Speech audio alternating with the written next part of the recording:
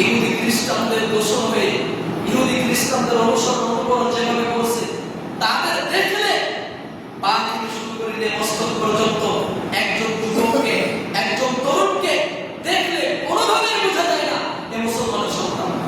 তার পায়ের পাতা থেকে শুরু করে মাথা পর্যন্ত পুরো দেহটা সাজিয়েছে ইহুদি এবং খ্রিস্টানদের অনুসরণ। শুধু বাপ মুসলমান এজন্য নিজেকে মুসলমান পরিচয় দিচ্ছে, মা মুসলমান এজন্য নিজেকে মুসলমান পরিচয় দিচ্ছে। তার কৃষ্টি কালচার, তামাত্তুল আখলাক সব কিছু ইহুদি খ্রিস্টানদের সাথে মিলে গেছে। নাম মাত্র মুসলিম হয়েছে। সম্মানিত মুসলিম কয়েকটা হাদিস রাসূল সাল্লাল্লাহু আলাইহি ওয়াসাল্লাম থেকে শুরু করে 1400 বছর পূর্বে বলছেন। আব্দুল্লাহ বিন মাসউদ রাদিয়াল্লাহু তাআলা বলেন, রাসূল সাল্লাল্লাহু আলাইহি ওয়াসাল্লাম বলছেন, লা তাত্তাবিয়ান্না সানানা মান কানা ক্বাবলাকুম, ওহে পৃথিবীর মানুষেরা দেখো, আমার উম্মত ইহুদি খ্রিস্টানদের সাথে মিলে যাবে ঠিক তেমন হাজওয়া বিন নাআল বিন নাআল, ডান পায়ের জুতা বাম পায়ের জুতার সাথে যেমন মিলে যায়। ডান পায়ের জুতা সাদা, বাম পায়ের জুতা কালো, এটা কোনদিন হয় না। ডান পায়ের জুতা বাম পায়ের জুতা দুইটা যেমন সমান, আমার উম্মত ইহুদি খ্রিস্টানদের সাথে হুবহু এভাবে মিলে একাকার হয়ে যাবে। দুই, রাসূল সাল্লাল্লাহু আলাইহি ওয়াসাল্লাম বলেন, লা ইয়াতিয়ান্না সানানা মান কানা ক্বাবলাকুম, নিশ্চয়ই আমার উম্মত হাতে হাতে বিগত ইহুদি খ্রিস্টানদের অনুসরণ করতে থাকবে। ওয়ালাউ আতা আলানিয়াতিন আলা উম্মিহি, ইহুদি খ্রিস্টানরা যদি প্রকাশ্য দিবালোকে তার মায়ের সাথে জিনায় লিপ্ত হয়, লা তাহুম, আমার উম্মত প্রকাশ্য দিবালোকে তার মায়ের সাথে জিনায় লিপ্ত হবে। ইহুদি খ্রিস্টানদের অনুসরণ করা এমন ভাবে করবে, ইহুদি খ্রিস্টান যদি নিজ মায়ের সাথে জিনা করে, আমার উম্মত মায়ের সাথে জিনা করবে, তাদের বিবেচনা কাজ করবে না যে এটা কাজ ঠিক না বেঠিক। তাদের মস্তিষ্ক বিক্রি হয়ে যাবে ইহুদি খ্রিস্টানদের কাছে। যা হয়ে গেছে আপনার ছেলের দ্বারা, যা হয়ে গেছে আপনার মেয়ের দ্বারা, যা হয়ে গেছে আপনার দ্বারা, আপনি বুঝতে পারছেন। এটা দ্বিতীয় কথা। তিন, রাসূল সাল্লাল্লাহু আলাইহি ওয়াসাল্লাম বলেন, নিশ্চয়ই আমার উম্মত দুঃখ করে বলছেন, আফসোস করে বলছেন, পরিতাপ করে বলছেন, নিশ্চয়ই আমার উম্মত ইহুদি খ্রিস্টানদের অনুসরণ করতে করতে করতে পরিস্থিতি এমন হয়ে যাবে, লাউ দাখালু আলা কাউমি রাব্বিন, ইহুদি খ্রিস্টানরা যদি না বুঝে ওই সাথে গর্তে গিয়ে প্রবেশ করে, লা দাখালতুমুহু, আমার উম্মত তোমরাও ইহুদি খ্রিস্টানদের মতো ওই সাথে গর্তে প্রবেশ করবে। তোমাদের বিবেচনা থাকবে না, তোমাদের বিবেচনা, তোমাদের আকল, তোমাদের বিবেক সব ইহুদি খ্রিস্টানদের কাছে বিক্রি হয়ে যাবে। 1450 বছর পূর্বে রাসূল সাল্লাল্লাহু আলাইহি ওয়াসাল্লাম অনুসন্ধান যেভাবে করেছেন, আজকে মুসলিম তরুণদের দেখলে, মুসলিম যুবকদের দেখলে হুবহু মিলে যাচ্ছে তাদের কৃষ্টি কালচার, তাদের সাথে ইহুদি খ্রিস্টানদের সাথে। আপনারা ছেলে কোনটা ছাড়তে যাচ্ছে, তার পথ চলা কেমন জবাব আপনাকে দিতে হবে।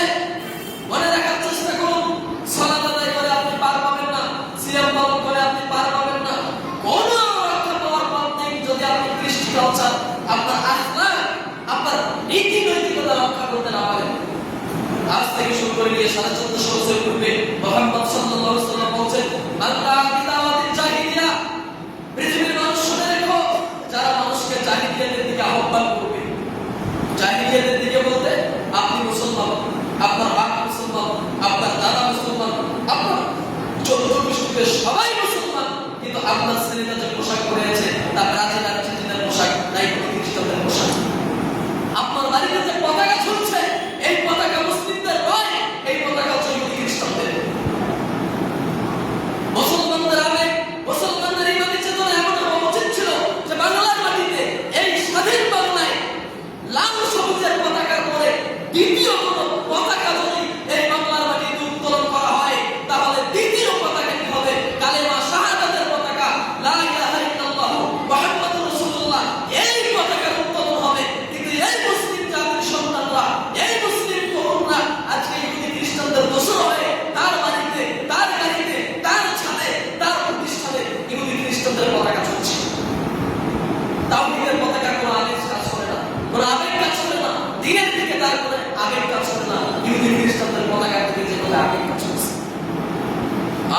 ইমাম সাম্প্রতিক একটি ঘটনা, এক তরুণ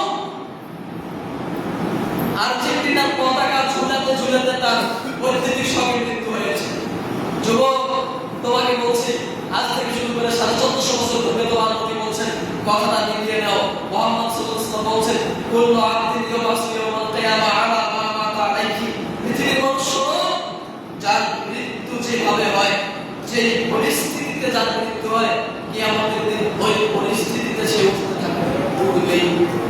যুবক, তোমার আর্জেন্টিনার পতাকা ঝুলাতে ঝুলাতে মৃত্যু হলো, তুমি মনে রেখো কিয়ামতের মাঠে যেদিন তুমি উত্তোলন হবে, সেদিন তুমি পতাকা উত্তোলন করতে করতে উঠবে।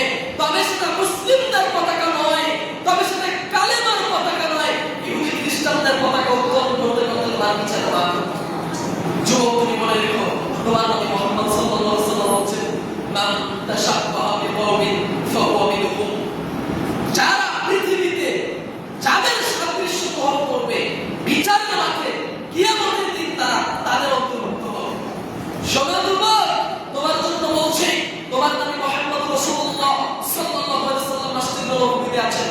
হঠাৎ করে একজন আগন্তুক যুবক এসে বলছেন, আল্লাহর নবী, মাতা সার, আপনি বলেন দেখি কিয়ামত কবে হবে? তখন আল্লাহর নবী আমার নবী তাকে প্রশ্ন করলেন, মা আতালাহা, ওই ব্যক্তি কিয়ামতের জন্য তুমি কি প্রস্তুত করেছো? কিয়ামতের জন্য তোমার প্রস্তুতি কি? তখন ওই ব্যক্তি রাসূল সাল্লাল্লাহু আলাইহি ওয়াসাল্লাম বলেন, মা আতালাহা, আমি কিয়ামতের জন্য কোনো কিছু প্রস্তুত করতে পারি না, তবে ইন্নী উহিব্বুল্লাহ ওয়া রাসূলুহু, আমি আল্লাহ এবং তার রাসূলকে ভালোবাসি। তখন রাসূল সাল্লাল্লাহু আলাইহি ওয়াসাল্লাম বলেন, ও সাহাবী, শুনে দেখো, আল্লাহু মা মান হাব্বা, যে ব্যক্তি পৃথিবীতে যাকে ভালোবাসবে, কিয়ামতের মাঠে ওই ব্যক্তি তার সাথে অবস্থান করবে। যুবক, তোমার ভালোবাসা আর্জেন্টিনার সাথে, যুবক তোমার ভালোবাসা ব্রাজিলের সাথে, যুবক তোমার ভালোবাসা কুফফারদের সাথে, যারা মুসলিমদের রক্তের শত্রু, যারা মুসলিমদের মানুষের শত্রু, যারা মুসলিমদের নীতিতে শত্রু, তোমার ভালোবাসা আজকে তাদের সাথে। যুবক, তুমি মনে রেখো, যে অভিশপ্ত ইহুদিরা তোমার বাইতুল মাকদিসকে দখল করে আছে। তোমার বাইতুল মাকদিস এমন এক মসজিদ, যে মসজিদে পৃথিবীর সকল নবী সালাত আদায় করেছেন।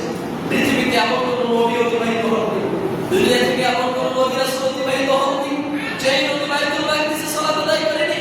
এই বাইতুল মাকদিস যে ইহুদিরা আজকে দখল করে আছে, যে ইহুদিরা আজকে জুলুম করে অত্যাচার করে দখল করে আছে, মুসলিম যুবক, তোমার আবেগ কাজ করে না, তোমার বিবেক কাজ করে না।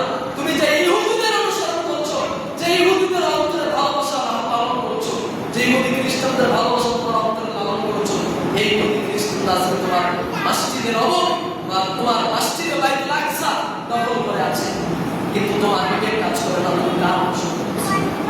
শোনো, রাসূল সাল্লাল্লাহু আলাইহি ওয়াসাল্লাম আজ থেকে শুরু করে 1450 বছর পূর্বে বলছেন, মান লা বিদাওয়াতিল জাহিলিয়া, যারা জাহিলিয়াতের আবির্ভাব ঘটানো মুসলিম সমাজ, ফাহুয়া মিন জুসা জাহান্নাম, ওই ব্যক্তি জাহান্নামের অধিবাসী হবে। ওয়া ইনসামা, যদি সিয়াম পালন করে, ওয়া সাল্লা, যদি সালাত আদায় করে, ওয়া জামা আন্নাহু মুসলিম, যদি নিজেকে পাক্কা মুসলিম বলে দাবি করে। কি মুসলিম বুঝেন তো?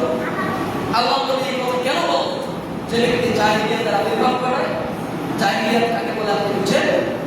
আপনার ছেলে মুসলিমের ছেলে, অথচ ব্রাজিল আর্জেন্টিনার টি-শার্ট তার শরীরে, পতাকা আপনার মানুষ মুসলমানদের বাড়ি, অথচ পতাকা তুলছে ব্রাজিল আর্জেন্টিনা।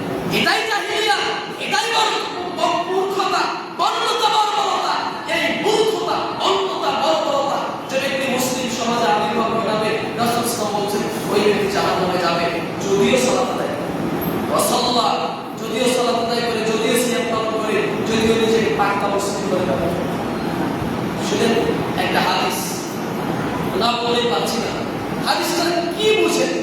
একটু হাদিসটা আমাকে বোঝানোর চেষ্টা করবেন। আপনি কি বুঝেন দেখেন তো। আবু হুরায়রা রাদিয়াল্লাহু আনহু বলেন, রাসূল সাল্লাল্লাহু আলাইহি ওয়াসাল্লাম বলেন, ইন্নাল্লাহ তাআলা হারামা আলান নার আন তাআকুলা সাজুদ, নিশ্চয়ই আল্লাহ তাআলা জাহান্নামের উপরে হারাম করেছেন মানুষের সিজদার স্থানকে ভক্ষণ করা। আবার দেখেন, আল্লাহ তাআলা জাহান্নামের উপরে হারাম করেছেন মানুষের সিজদার স্থানকে খাওয়া। তো হাদিস কিন্তু বুখারী, হাদিস দ্বারা